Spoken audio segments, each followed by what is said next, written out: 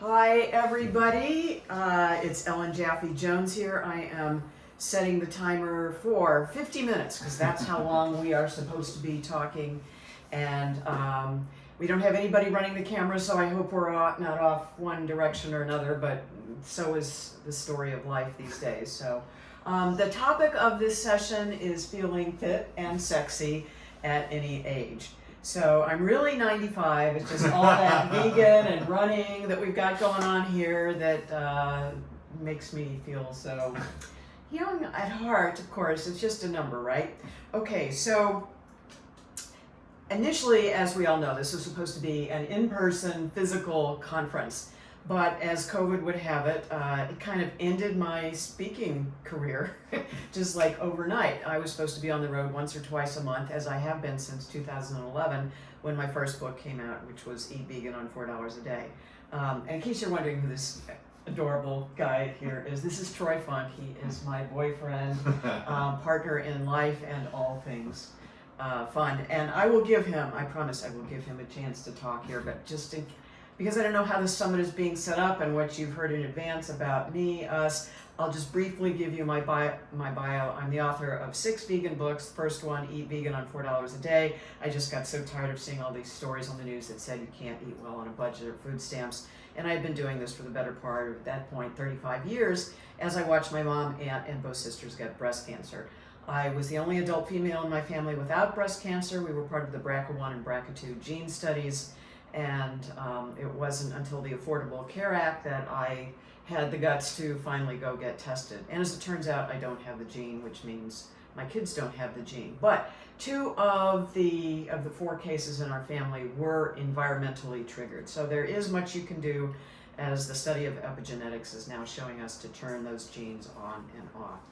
And they all had heart disease and diabetes, and as the youngest in my family, I grew up as a kid thinking, I gotta do something better.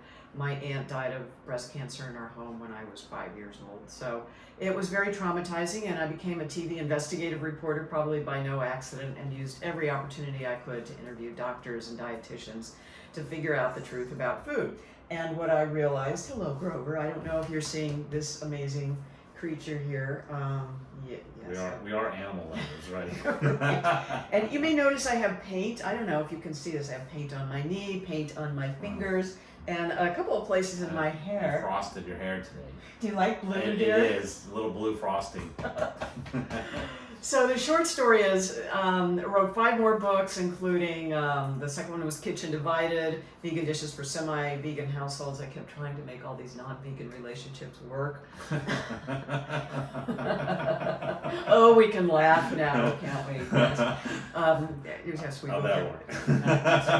And you, dear? So, book number 3, Paleo Vegan. I'm a nationally ranked sprinter, as you can see behind us. I have placed in 199 5K or longer races for my age group since 2006, just on plants.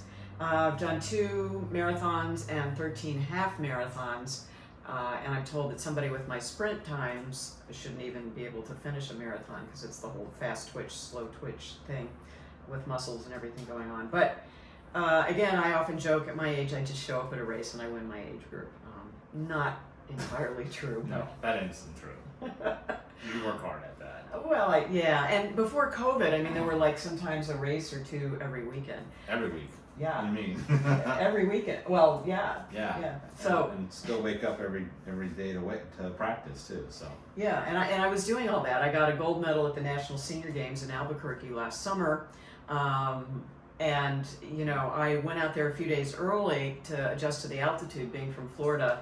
I saw during my racing, I saw a number of people they weren't able to breathe and they collapsed during the race. Nobody died or anything like that, but it was something, you know, you have to be conditioned for. Your lungs have to be conditioned for that. So my journey, just briefly, I almost died of a colon blockage when I was 28. Went vegan at that point, was told by doctors when I got pregnant, oh, you're going to cause brain damage to your unborn child, go, you know, at least be vegetarian, which, you know, we now know is not true. There's lots of research to support that. And the largest animals on the planet are vegan, and we don't have a protein deficiency. So hopefully we have thrown out those myths about now. So let's see. Fourth book was Vegan Fitness for Mortals, and I have a lot of training and programs in there because a lot of vegans, they recover their health and then they want to know how to start a fitness program, and they'll go like, can I run a marathon next month? I mean, you feel so good, you want to, but maybe not so good unless you train gradually. So generally I say a couple of half marathons a year, and then if you've done that, you might be ready for a full marathon. Of course, all of the races have shut down, and I'm just very fortunate that this guy's in my life, and we're going to get to that. So the fifth book was Vegan Sex, and my publisher didn't think it would sell well, and then they saw that it was starting to sell well, and they bought the rights to it. And as I like to joke, if Vegan Sex doesn't work out for you, then my last and sixth book is Vegan for One. So Troy and I, how did that happen? Because this is about sex, right? Or the topic, and feeling good, and part of it is feeling loved and cared for. And so we live in Sarasota, and Troy was introducing me at meetups. He had his own meetup page, and I'll let him tell his story, but he got into the whole vegan thing, looking for answers for health, and he would be introducing me at different things around town, and he would say just the nicest things and introductions, and I would go like, boy, it would sure be cool if somebody said those things about me in my personal life or felt that way. It always seemed to be such a struggle. I had been called a cult member in my family, a black sheep, and certainly the men in my life were not vegan, and they kind of tolerated it or thought it was cute. But even one partner who ended up having a heart attack with very high blood pressure and cholesterol, just his best friend said, why don't you eat what she eats 3 times a day? You live with one of the best cookbook authors in America. And he would say, I can't do that. But the real answer is I won't do that. So, Troy and I had known each other for about 4 years, and then last summer he had yet another meetup and we could do that kind of thing. And I just said to him at the end of the meeting, last meetup. Yeah, We knew. right? I go like, if you know any single guys who are vegan, please let me know.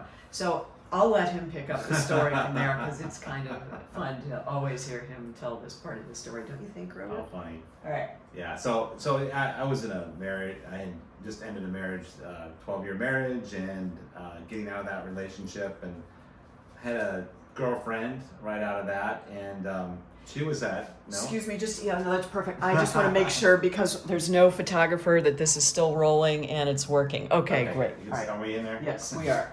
All right, so quick notes. We're at a meetup. I have a girlfriend. Ellen says I'm looking for a vegan boyfriend, and that kind of ended that relationship. So I don't know. Fast forward, we just started to see each other as friends, and it just became more than friends. So is that kind of Those are the cliff notes. That's yes. a really real quick version of how that happened. Right, and Fast because order. we're not live, we've done a number of these interviews together lately, especially when it comes to vegan sex. Because, we just want to, I think, give hope to people like us who were stuck for decades and felt like we were just so stuck. Yeah, it's hard to be in a relationship with people that don't share your values, and you always try to, work around that. But it's a lot better when you're with people that do. So, life just, the obstacles aren't there anymore. So it was, our connection to each other was really quick. Yeah, it's like, I think we started going out on October 19th. I remember that because it was a month before my birthday. And by the time my birthday rolled around, I was like, well, where's this gonna go? I still really had no clue if we were just gonna stay friends, because he said he wanted to be just friends. I was fighting it. We were going off to California and gonna be a monk, right? I had, just gotten divorced. I didn't want to really, get into another relationship yet, but, couldn't help myself. And Grover obviously convinced you. He wanted to, yeah. Sorry, buddy. This is not all about you, my friend. I think he thinks we're talking about him. Well, Vegan sex, Grover. So, because I used to be a TV investigative reporter and we don't have anybody interviewing us, I told Troy I would throw some questions out there. And certainly feel free if you have any questions or comments. I'm not sure where this is actually going to end up, but drop them below, all over Facebook. Last I counted, I have 21 pages on Facebook that I admin, including vegan runners and all of my book topics and a bunch of other topics. So feel free to reach out and connect with us. And my website is, believe it or not, Ellen Sells Sarasota. And you're going like well, that's not very vegan. Well, we'd love to build a more vegan community here, of course, but of course leaving it open to everybody to come here. And so the craziest thing, of course, COVID shut down my speaking tour. And I had already started looking at real estate. I grew up in the construction business. My father owned a lighting store, so my childhood was full of running around to new home sites and checking things out that way. And then as a TV reporter, I did my share of scam artists in construction and actually won the National Press Club Award for real estate fraud in the timeshare business in Missouri. So, my foundation was deep, and it was really easy for me to get my license and pass and do all that, which is not real easy in Florida to do, but so I jumped in. And the interesting thing is Troy is a broker. So I got, once I started, going through the public process of getting a license, I had offers from a lot of different places in town, but I felt it was really more important to find somebody who'd be a good mentor in the business. And I have not been disappointed, to say the least. He's been doing this for October will be 35 35 years. Yeah, 35 so it's years. almost 35. And right out of high school, right? Yeah, high school to real estate. Yeah. And we've had so much fun. We like to call them adventures.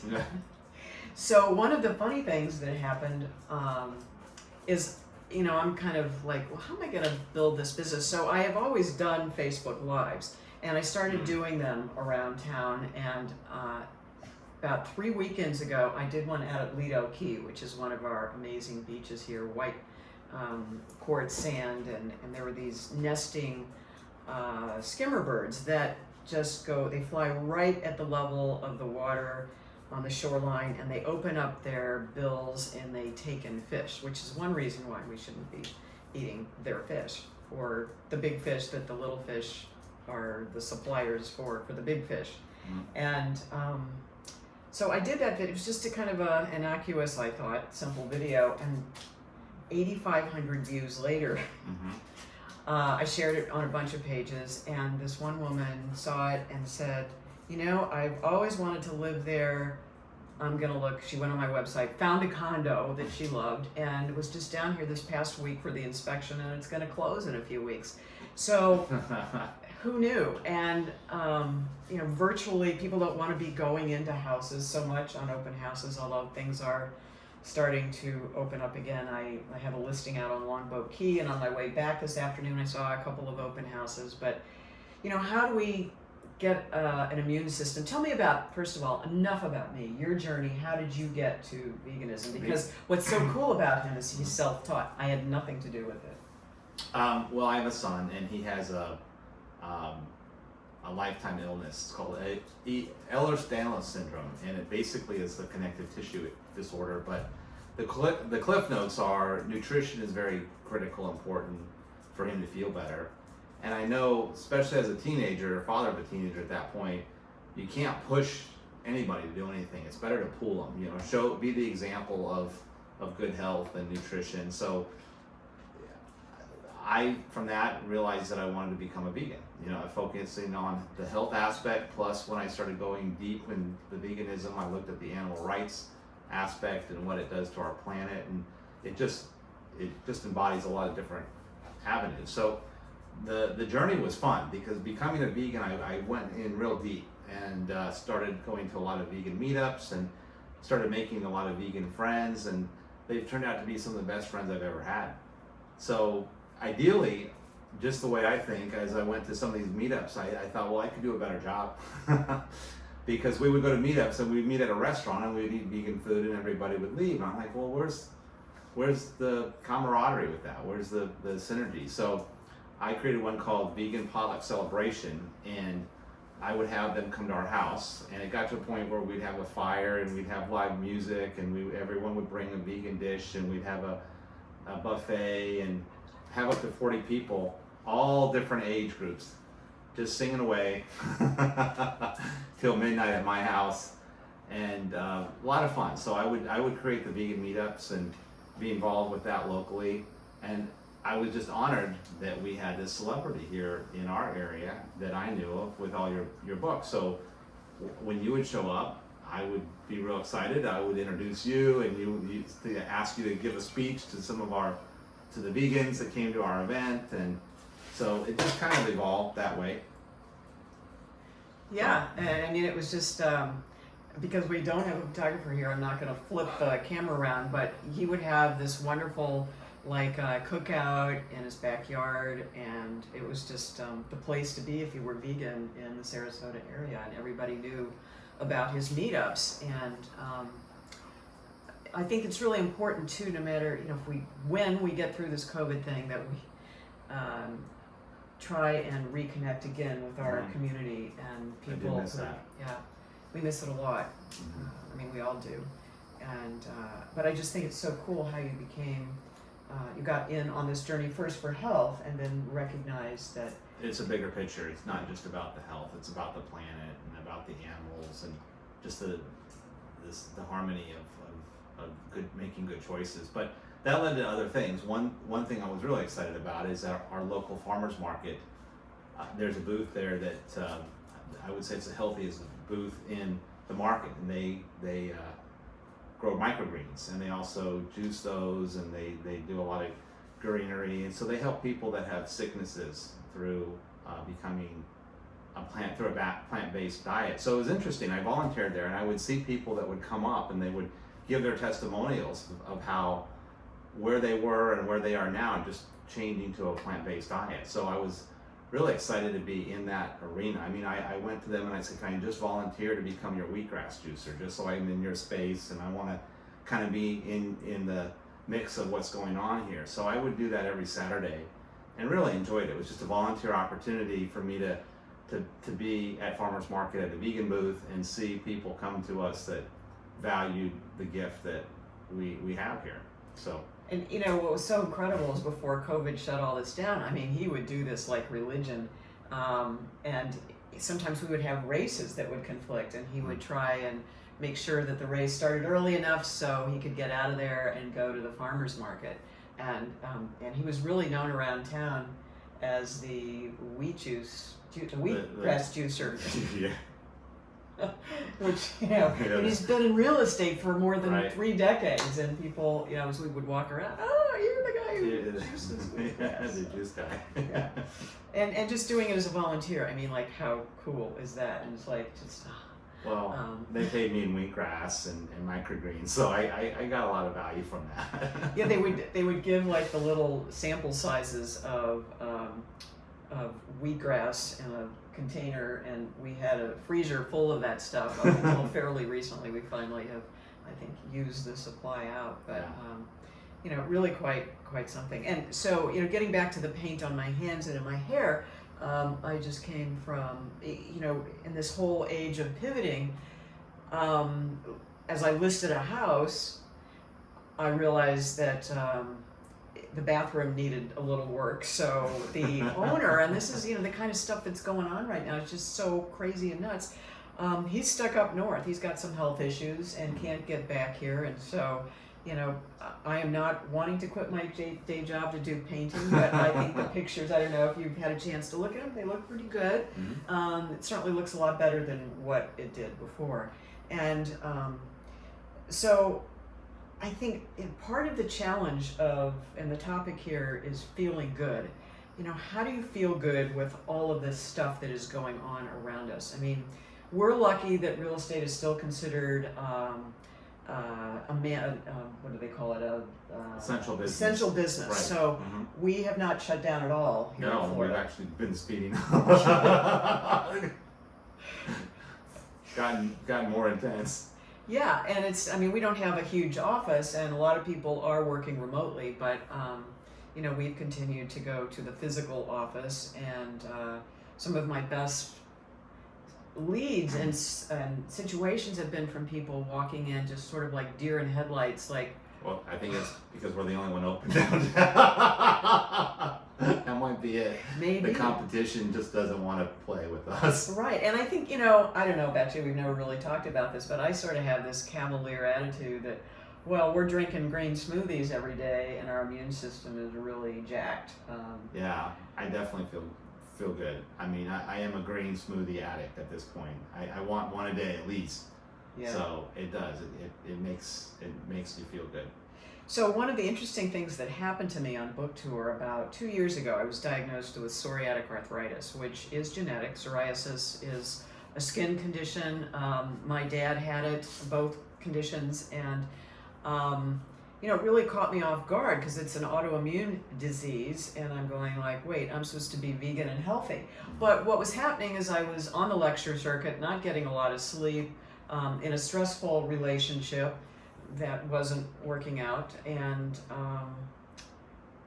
as a result of the travel, I was eating a lot of Cliff Bars and not eating my 9 servings of fruits and vegetables a day. So this condition started happening in my joints, although my hand, you couldn't tell now because my hands are, it's paint, it's not psoriasis, but my hands were all cracked and bleeding, my joints were inflamed, I was feeling like with most autoimmune conditions, very tired and lethargic. And I connected up with Dr. Brooke Goldner, and I'm not sure if she's going to be on this summit or not, but you can certainly Google her. She does a ton of stuff for free, and she helps a lot of people reverse their autoimmune disease. And so I followed her protocol, which was, and still is, every day, a green smoothie, like Vitamix size or Blendtec size, stuffed to the brim with dark greens, like kale, spinach, collard greens, and a 1/4 to a 1/2 cup of flax seeds that I would ground fresh on a daily basis. And that's where, we get our omega-3s, and vegans really need to stay on top of that. And again, I was just thinking, I'll get it with some bread or cereal with my flax seeds, a little sprinkling of flax seeds. No, you need to kind of do at least 2 tablespoons of it if you are in good health anyway. So that with a couple of frozen bananas and some liquid to make it blend and go down. And so within 3 weeks, the symptoms started just reversing. And the most amazing thing is my fingernails started falling off. And, besides the paint, you can see they're pretty white and healthy now. And that started reversing. And you think your fingernails, that takes a while for them to grow, but the condition started reversing that quickly. And by 3 months out, 2 to 3 months out, it was all gone. And if you Google psoriatic arthritis, as I did, I would be lucky to be walking in a year, let alone running. And I've had a number of people contact me and say, they're further along in their diagnosis, so, I did catch it early. And Dr. Goldner has written another book now called Goodbye Autoimmune Disease, and she asked me to write the foreword to it, which was really cool. But she has all these testimonials and anecdotal evidence, before and after pictures, and I sent her mine, and those are included in the book as well. So I feel so lucky to have recovered my health that I don't want to give up those green smoothies at all. And vegans, the research, I was a Cancer Project, Physicians Committee for Responsible Medicine, trained cooking instructor for 6 years before my first book came out. And even back then we knew that vegans had a higher T cell count, NK, they're called natural killer cells. So these, I think, really do help to ward off disease. It's not like a magic bullet. It's not a cure. We have to be very careful about over-promising and under-delivering, but boy, it sure seems to have played out in my case. And after that, was when I went on and won a gold medal in the National Senior Games last summer, after all that. And Dr. Goldner said, just stop Googling. You have to, I guess, to kind of do your homework and do a little bit of background work, but just, check with, my advice would be check with, doctors and dietitians who've been doing this for a very long time. So when you were, getting back to the sex part, because that is what the topic is supposed to be about. In my book, Vegan Sex, I talk about my personal experience, which was up to the age of 62, so I'm older than that now. I had all non-vegan relationships, and every partner, with one exception, had erectile dysfunction, which is the leading indicator of heart disease by as much as 30 years, even with mainstream cardiologists telling you that. So when I had my first vegan experience, it was so different that I thought I just got to write about it. And I got Dr. Joel Kahn, who's a cardiologist. He wrote about the medical and the research part of it, and basically what's good for the heart is good for other parts. It's all about blood flow, and the reason ED is the precursor to heart disease is because the blood vessels in the lower part of our body are much smaller, thinner than by the time you have that death-defying heart attack 30 years later, where the arteries are bigger and it takes them longer to clog up in your heart. So, and then we have about 100 recipes in there with vegan aphrodisiacs. So a lot of beets. Beets have nitric oxide. And what do you drink most mornings before you run, Troy? Beet juice. Yeah. Yeah, helps with the run. Yeah. Yeah. You really notice a difference? Oh yeah. Yeah. I actually the natural stuff much more so than I think the power stuff. Yeah. But yeah, the beets. There's Yeah. some magic in the beets. Or as Dr. Greger says, just eat the beets. Oh gosh. But it does take a while to prepare them. Yes. Go Yeah. right No. to the source. No, there are some you can tell. I mean, like I said, beet juice certainly helps you in the run, and I like the spinach and all the dark greens. I mean, I always feel better after a green smoothie. Yeah. And you know, before what was so wild, I mean, not only are we both vegan, but I didn't know this when we connected, that he not only was running, but he had been at races I had been at, and we were I would just one day mention, this wasn't all that long ago, oh gosh, the best half marathon I ever did, there was this lady at mile 10 passing out strawberries along the route, and those were the best strawberries I ever had. He goes, I was at that half marathon. And it's like, oh my gosh, like we just were kind of stars crossing in the night that finally did connect. So I feel so lucky and to be so supported in a relationship like this. For those of you watching out there, I mean, I never would have dreamed that this could be possible. And Well, just your vibe attracts your tribe, Ellen. did you make that up? No, I've heard that many times, but I think that was the best thing about being a vegan is, you know, typically vegans are so kind and they have a good heart. They're a very compassionate person. A lot of them for the reason of animals, and so, you know, talk about the best friends you could possibly have. I would get invited to some of my friends. We had a vegan Super Bowl party once, and we all brought some vegan food. And we had such a great time at the event that we didn't even know who won the game. So we didn't even, the TV was on the whole time, but none of us were watching the game. And I said, you know, that's a good true friendship when you go there and you're really connecting with people to the point where, you know, and you kind of tune everything else out. Yeah. Yeah. And before that, when you Sorry were about that. Dog, He's I fine. think he's hungry. You're gonna have to wait, my friend. You're gonna have to wait. Come on, go over. sit, Yeah, he's good sitting. dog. But he's sitting right Good next to dog. us. Sometimes they just need like Yeah. a command or something like that. But, Yeah, no, he's just hungry. yeah, we should have fed him before this. But That's okay. We'll get there in a minute. Relax, my So friend. Relax. what? Sorry, you're not the focus here. Okay. So what?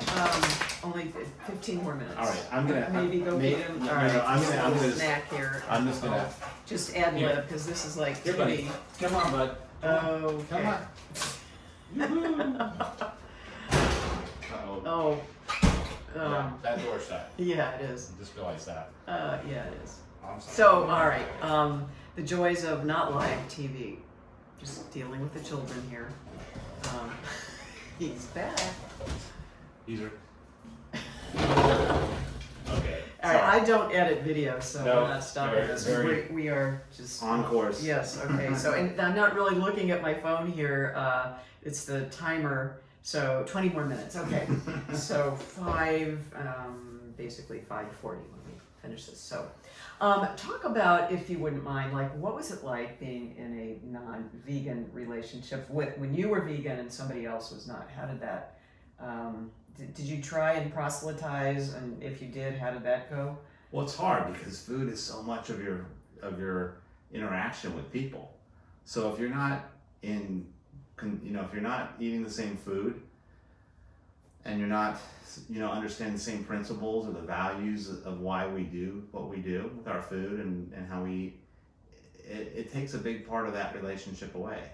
It's hard. I mean, because you're compromising your values to be with somebody, and you could be with a super person, but they're looking at the world differently than you are, and that's kind of a hard one. Whereas when we go out to vegan meetups, I mean, we're all in rhythm of each other's thoughts, and we can share those ideas and why we do what we do.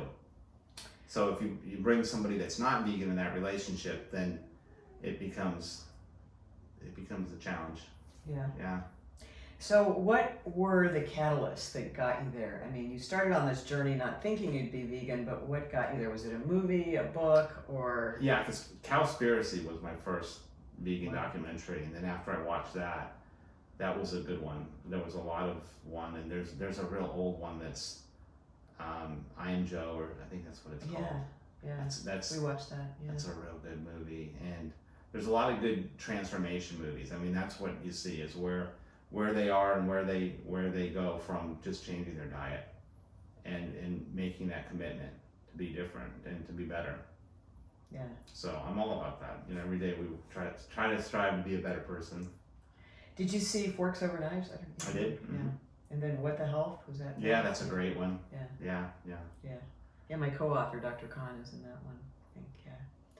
So, yeah, I guess you start seeing enough of these, and it's like you get the same kind of message. Mm-hmm. And so talk about, did you see a difference in your running? And, because it's about breathing and aerobic activity and in sex. Yeah, well, that is what we're here to talk about, right? Well, I don't have a comparison there, but I mean, I'm pretty active there. I mean, reframe. All right, I'm off. So I mean, like, I know we're getting into the topics, and this is kind of interesting for me because we usually get interviewed, and I kind of know how we've responded to questions. So this is kind of stuff I want to know. Yeah. Okay. Well, being vegan, my energy levels are high, and I can handle a lot more with a high energy level. And I was in an office with a lot of 30-somethings, and I'm in my 50s, so I could keep up with them and even smoke them. Energy-wise, from a mental standpoint and just throughout the day, because my diet is so clean, and that has a lot to do with energy and work and consistency, and not to get too personal, but erectile dysfunction is not my problem. So I can't imagine men in their 50s, if that was an issue, I would do everything I could to make sure that wasn't an issue. I'd eat my greens right away. So if that's what it's going to take to keep everything working well, then let me thank you for my smoothie. And that's the other cool thing is that I've never experienced in a relationship is gratitude for what it is I'm making. And I think part of the reason I have 6 cookbooks out is because I kept searching for the ideal recipe that both my partners and my kids would like at the same time, and it really never came together for me. And my kids are very much on board. Are they vegan? As a couple of them say, almost vegan, Mom. So, you can't force this stuff on the next generation, and depending on what kind of support you've had in a family situation, if I find the more support you have, the more likely the kids are going to be on board with it. But, I think it's challenging when you don't have that level of understanding from another partner. And certainly, the physical part of it, for me, it's not only about the guys and maintaining, and Dr. Khan writes about this, as do others. The movie The Game Changers was all about this. Excellent. If you saw that, the guys got a meal one night that was a hamburger, and then the next night they got a plant-based meal, and they were able, that's the cat. Oh, okay, we'll be right back, right. Misty. Well, just keep going there. Okay, I thought that was Grover. No. Okay, Misty wants to be part of that. Yeah. This is the cat now. Now the dog's jealous of the cat's in here. Oh, no. It's just like, we're a they blended belong family. just fine, though, don't they? They do. It took a while, but yeah. Oh, I fed you this morning. You should have food. All right. So, Yeah, so for men, it's longer, harder, and for women, it's more lubrication. Why is that? And also for men, because we're eating more fruits and vegetables, which have water. And, water is a greatly underrated component of our diet, and many of us are chronically dehydrated and don't even know it. So, a part of Dr. Goldner's protocol is drinking 100 ounces of water. That's like a gallon a day. So in Florida, it's not all that hard, and I just make sure I run around with my big 40-ounce jug, 36-ounce jug, and fill it up a couple of times during the day and try and chug it down. But that's part of also reducing the inflammation.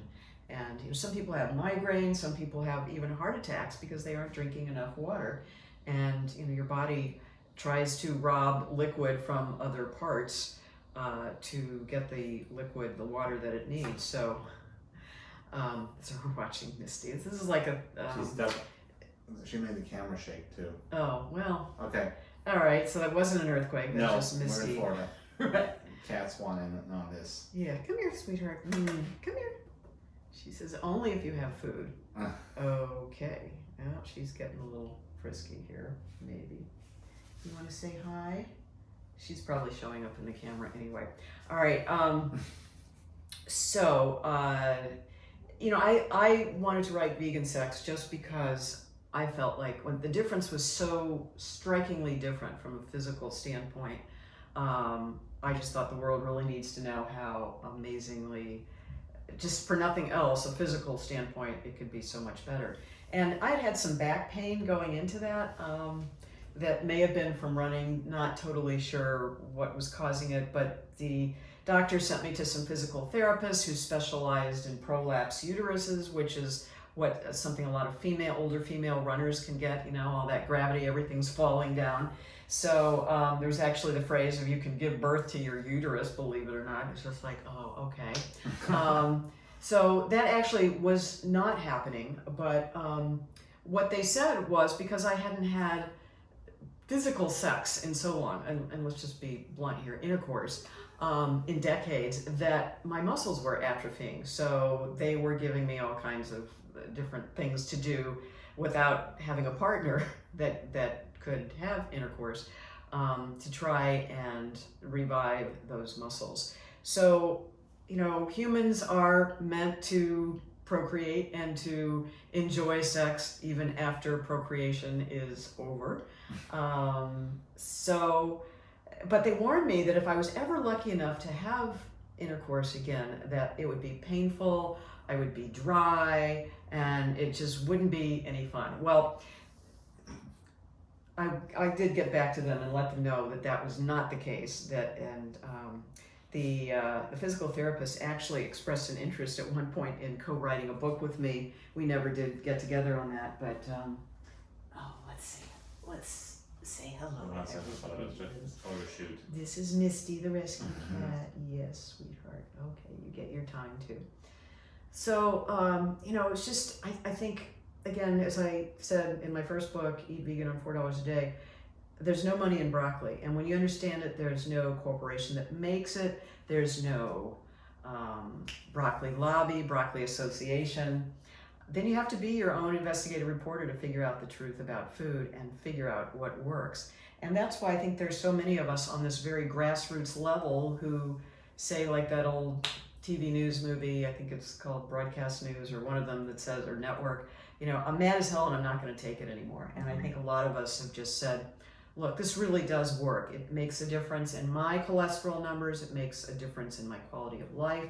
It is measurable, and it's time to get some research done. And it took a while, and now that finally is starting to happen. But it's interesting, the Sarasota Memorial Hospital here, which is a very mainstream and large hospital, does the Dean Ornish program for reversing heart disease, because they understand that they call it plant-based, but a vegan diet, which is really the same thing, is very effective in reversing heart disease in a matter of days, as the movie The Game Changer shows, almost hours you can measure it. So the cardiologists really get this, and this is so linked to heart health. And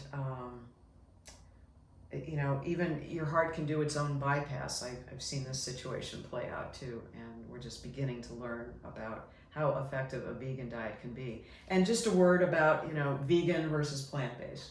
When I taught cooking classes for the Cancer Project, somewhere along the way we were advised to use the phrase plant-based because the word vegan was associated more with animal rights and militants and, you know, the wild and crazies out there. So we started using that. And Neil Barnard, who's president of PCR, really was the first one to incorporate that word on a massive scale, because these classes were out there teaching people for the very first time how to eat a vegan meal. And we taught 8 different classes, and it was about cancer prevention, but it also, I mean, I saw amazing reversals of all kinds of conditions, people lowering their blood pressure, people reversing heart disease, just all kinds of good stuff like that. So,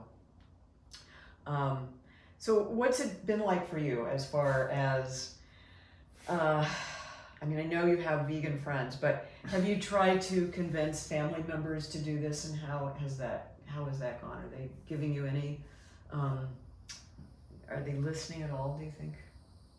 Well, my son, of course, I try to encourage him to make better choices. And one day, so we have 2 refrigerators in the house. We have ours and we have his, because they don't get along. One has meat and one doesn't. So his refrigerator, I went out and I bought a lot of fruits and nuts and things that I knew he would eat. And to some degree he has.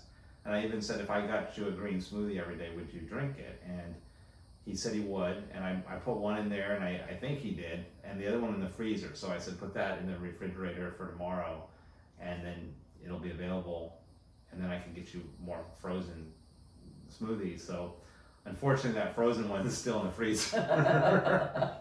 We might have to incorporate it into ours. I don't know. But yeah, I'm encouraging him to make better choices with his food. But it's gonna have. It's just like anything. I mean, people come to their own conclusions. But the thing is, if we're an inspiration, if we can show this, and I think the biggest thing, at the peak of my weight, I was about 235, and the lowest last week I weighed in at 189, or was it 187? 187. I think, 187, and you know, I sent him a picture of that, saying, look what I did, and that happened in a really short period of time. And it wasn't that it's been a painful diet. I mean, it's just that you're more intentional with me with I'm gonna have a green smoothie every day, and you make the meal, so it's easy, you know. There's nothing to think about, you know, just follow the plan.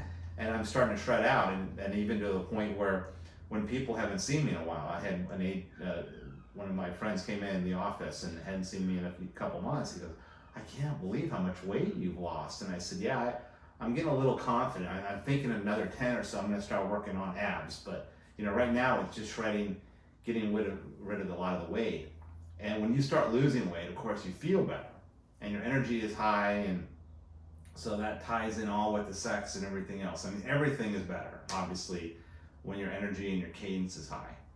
So if it's a lifestyle change of just eating better, and I was a vegan, but I would say you made me an exceptional vegan, where, you know, I would eat, if it said vegan, I would eat it. Doesn't mean that it was good for you, but it had the vegan label on it. Right. You know, there's a lot of French fries are vegan, right? And Oreos. And Oreos and beer, and okay, it's vegan, I know. And you're not gonna really improve your health living on that. But when you go raw and you go green, and I mean the way you incorporate the vegan lifestyle here, it's taken it to a whole new level. It's super vegan. Boy, these are just 2 great titles for different books: Super Vegan and Exceptional Vegan, which you are in my book. Yeah, I was vegan, but you know, the weight really wasn't going down, and you know, people wouldn't say, well, you're vegan, I don't see any difference from you and anybody else. I mean, I feel better, you know, and you can't express that, but when you start to lose weight, then people notice. Well, the cool thing, I mean, this is really cool, is that we got to run every morning or every other morning together. Mm-hmm. And, you know, there was a while where, you know, I would be, I mean, because I was a trained sprinter, I was running faster. I was doing 5Ks faster. But then, you know, he started lapping me and doing like like 5 miles every morning or every other morning and going faster. And I'm not sure if we did a race now, I mean, all of that again has come to a halt, but you would probably be faster, I think. And part of it is when you lose the weight, you are faster, and there may be no other change other than losing the weight that just makes it easier to run faster. And since COVID, I've put on I found the 10 pounds you've lost. And part of it is just, the races without those happening once or twice a week, and those are really inspiring. I mean, as humans, we're meant to be pack animals. And so, I may not be running as hard as you are. I mean, you really, you'll be gone like another 15, 20, 30 minutes after I've already come back and I'm making the smoothies. So, he just keeps going. Energize your body. I'm not a champion runner by any means. I mean, you put a lot of investment in your life in that. But you got to start somewhere. Right. It's not a matter of winning the race. It's a matter of showing up. Right. And showing up is most of the battle. And if you show up and you contribute, and there's always a high that comes with that. The dopamine of running is amazing. Yeah, it's really quite the high. Mm-hmm. And, people experience it different ways. Some people don't get the runner's high until they've added some miles to their distance, but other people will find it in a fairly short period of time, especially with sprinting, depending, if you can ramp that up, or other people will just go for distance running and not run very fast, and it may take a while longer to kick in that way. Well, now with the wall balls too, that's been really fun. Yeah, why don't you talk about what that is? 'Cause, what is that? they're like these weighted balls. We have 6, 8, and 10 pound When you balls. throw it at me and I sit up and throw it at you, I sit up and throw it at you, and so I realized that a couple days later, I'm like, oh, I'm so sore, and you hear people, oh, it's COVID. No, I said, no, it's just my stomach. It just doesn't feel good. And then I realized, yeah, well, I've been doing crunches, for the last couple of days ago, and it's caught up with me. But it's one of those hurt so good kind of thing. Because Right. when you realize that you're growing your muscles and your body's getting stronger, Right. it makes you feel better. And part of my journey too was becoming a certified personal trainer and a certified running coach. I was the high school assistant coach for the girls cross country and track team, and I did that just because I wanted to learn everything running in preparation for writing my 4th book on fitness. And having done this for the better part of 40 years, I mean, I experienced it as a participant, but I really wanted to help others get to that point. So when we were at the high school level, we were using those balls not only to throw them at each other, but one of my favorite ones is like if you ever feel any kind of aggression or anger, just slamming these down on the ground is a great release as you exhale at the same time. And we would do that, also just throwing them across the room, with a twist and exhaling. All of this, works your obliques and the different abdominal muscles. So, if you don't have a gym to go to, and I know we just canceled our gym membership, Right. Because we just don't see how that's going to be a really healthy option going forward. So there's a lot you can do outside, and if you have any questions about that, feel free. We're not really demonstrating any physical exercise at this point, but all of it's good. All of it is, I think we're all kind of figuring out how do we do this going forward, and nobody's really written this script before, and I think you just have to. I'm friends with a woman who runs a veg dating service and an online site, and it's really hard for people to connect when you can't actually go to a physical When you place. can't meet up with them. Oh, Right. good thing that happened before. I know. Yeah. Timing is everything. Timing, yeah. Yeah. Right before. Yeah. So, do you have any words of wisdom in closing here? I think we're just, I'm again just checking, not the phone for anything other than the timer that we've set. So we do this right at 50 That's my minutes phone, here. yeah. I know. I use my code. Right. Oh, I think we're done. Oh, okay. It didn't go off or anything. Okay. So, any parting words? No. You're an incredible lady. I'm very blessed, very gifted, and glad that you can share your wisdom with other people. Thank you for being here. Thank you for being such an incredible part of my life. Yeah. And such a huge inspiration. All right, everybody. Be in touch. Gotta run. Thanks. Bye. Bye.